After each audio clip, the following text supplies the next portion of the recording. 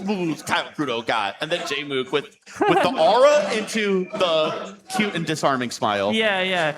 And Krudo, I think that was a reprise. I think he did the same kind of like, punching boxer Rocky kind of thing that he did. I think that was the same thing as last year with the guard. That's awesome.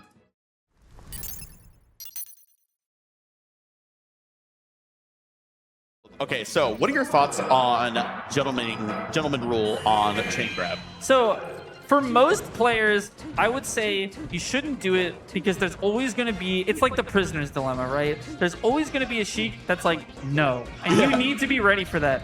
But again, when it's Jmook and Krudo, it's hard for me to be like, oh, well, what if there's someone that ends up doing it, right? Because like these two are the best of their craft, right? Yes. There's not necessarily a Sheik that they really need to worry about too much.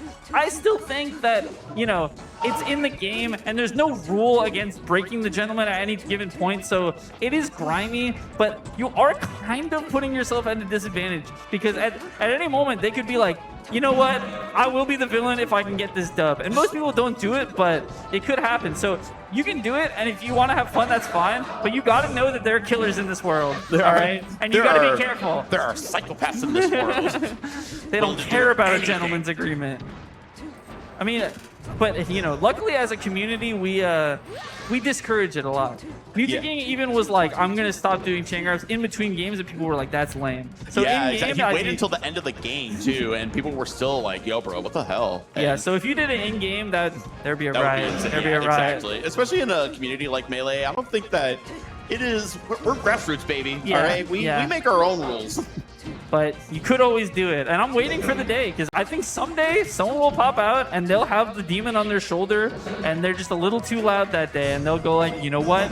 I'm getting this chain grab. It's like, you know what? You can do that. I just wouldn't invite you over to my house. Yeah. I'm risking it all for this set dub, baby. I'm risking social damnation. That's so funny. But we are seeing Jmook jump out to a pretty significant lead here. Krudo down to their last stock on this game one.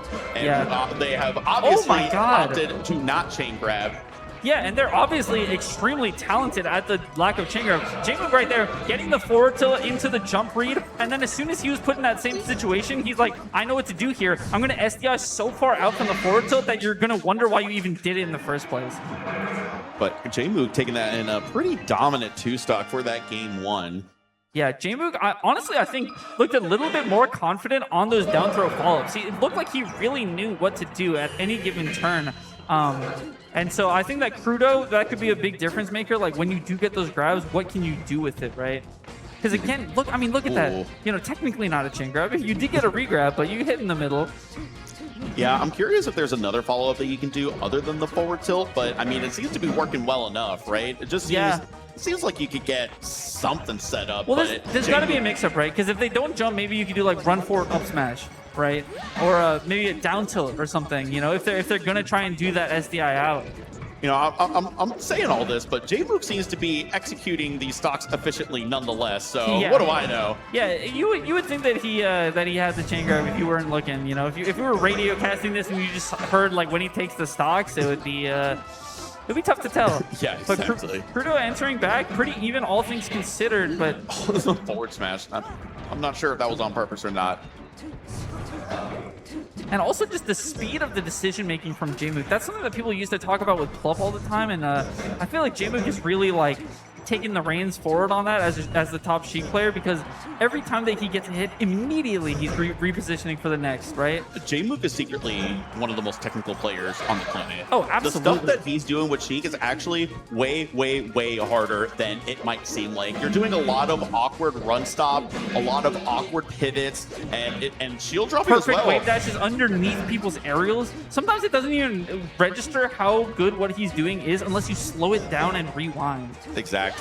And it is less so about the raw APM and more of the precision of the inputs required to be able to do it.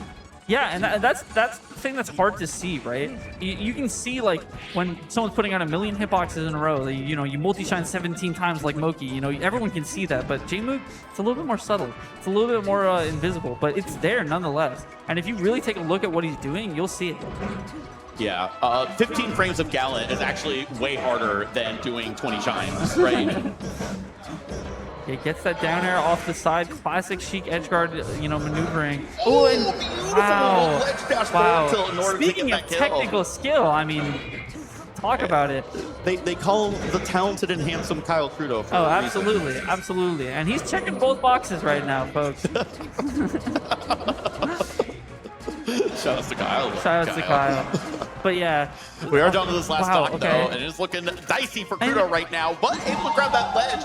Turned it around a little bit, but Jmook able to get back as well, both crouching menacingly at each other. And I really want to highlight the mix-ups on Jmook's grab game. Oh, does take the fall there. Great ledge hog from Krudo. But yeah, Jmook, when he did that last down throw, he knew that Krudo was far enough to the ledge that he could down smash, right? And he also knew that Krudo knows that he's been going for, what, up tilt, forward tilt? Both of those things to get beaten by, like, hard DI out, right? So then he mixes in the down smash, and Krudo wasn't ready for it. He did end up making it back because it was such low percent, but again, just like, not even just like his raw follow-ups, but the mix-up tree off of it has been so amazing.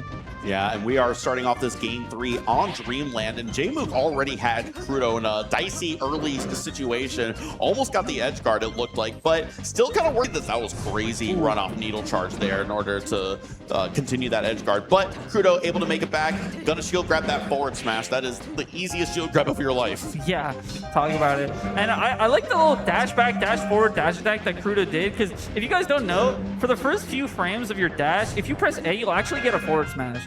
The forward smashing pretty easy, not a frame perfect input.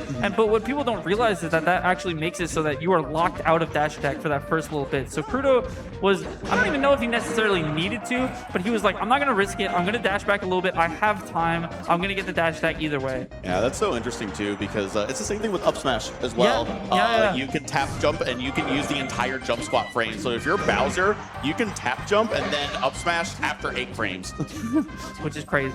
Yeah, right? But we are seeing Jmook clear out that first stock. Got the forward tilt and didn't DI out for it. So, nice low profile with the crouch, getting the down tilt, getting the up air off the top, bringing it down to 3 stocks apiece. Yeah.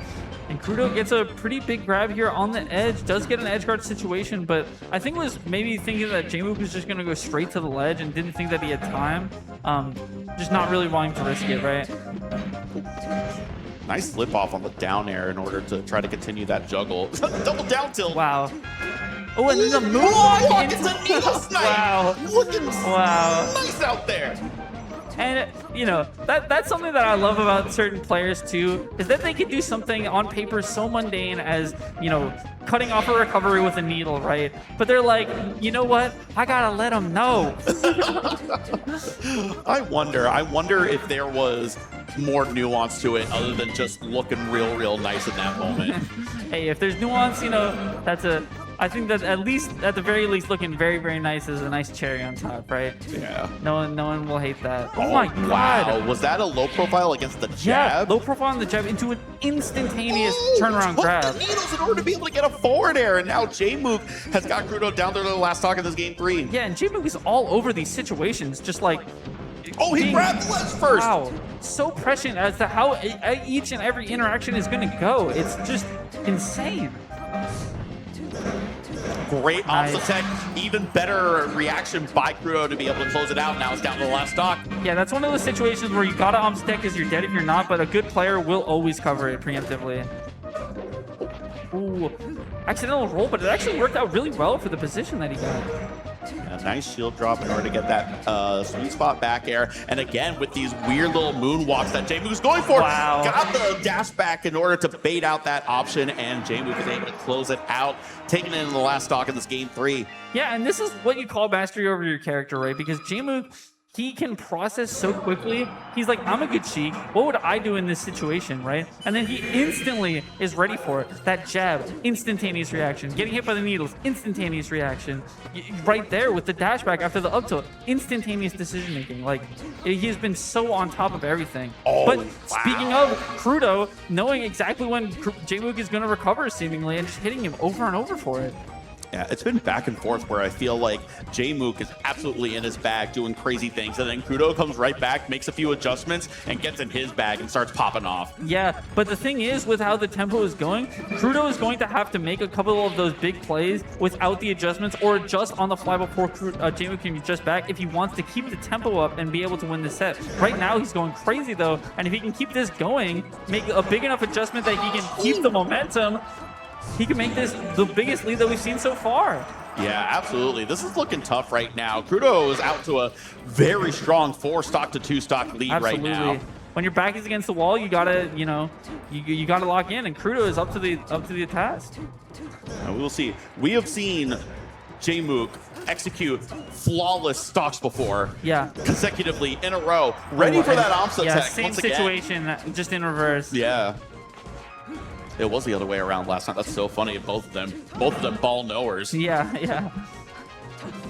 Hey, I mean, when, you know, it's like a game of horse, you know, they do it, you're like, all right, I got to do it too. Oh, wow, Jmook is popping off right now. Krudo DI'd into a few of those hits, and now Jmook looked like he might be bringing this back right back down to even. Crouch canceled the dash attack, wasn't able to get a follow-up though, but a Nair stuffs the approach and is probably going to do the trick here. Wow, and we're not playing with chain grabs, but the volatility does not go anywhere with the punish game that these two players have. They're still really good at comboing each other. Yeah, and I mean, and that's the, oh my God. That down tilt was so good. It's just, it was the perfect spacing, great low profile, and just a great timing on it to stuff that approach. But now the ledge top neutral layer is going to not close it out. Jmook making it back, and now a grab is going to make things... Pivot F tilt. What is going on? You do not really see that because you have to do a slight tilt after the pivot, but it's insane when you do it.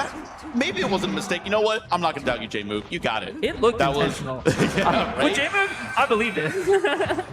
Yeah, pivot forward tilt is insane people strategies. Yes, that is your two crack for your own good. Yeah. Oh, Krudo getting a nice read here on the punish a few different times in a row, and really answering back. Even right there where he went for the extension, he's like, okay, I know you're gonna swing, I'm gonna shield it. Yeah. And just has been all over him this stock.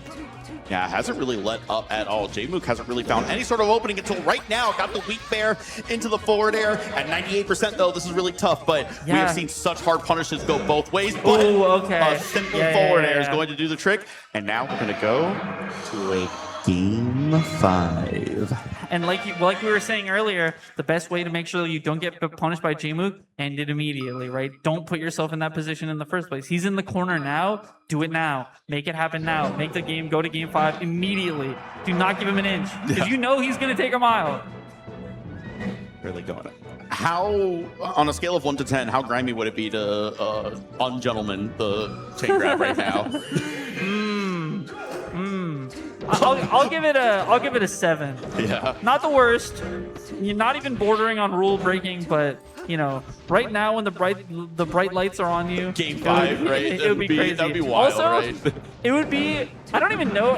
It would feel, wow, that was crazy. I think the lip was actually getting into play there a little bit. Oh yeah, that is a good point. There is a little bit of grass on either side of FOD. I don't think it comes into play as much on the right side with the traction, but on the, I mean, yeah, actually, you are on top of the grass right there. Yeah, on the left side too, that's how you get those weird, like PC drops down the ledge instantly, is because of the differing traction over there because of the grass. Drop. When you run up to the grass, you teeter, and then you turn around and instantly shield. And the grass with the added traction makes you actually slide back just enough to your ECB does at least to just enough to fall off and grab the ledge. Very cool technique. Yeah, but yeah, also the slight tilt up will make, if you CC or ASDI down, some situations you'll kind of get sent up a little bit, and it'll be really weird. But that's why that happens.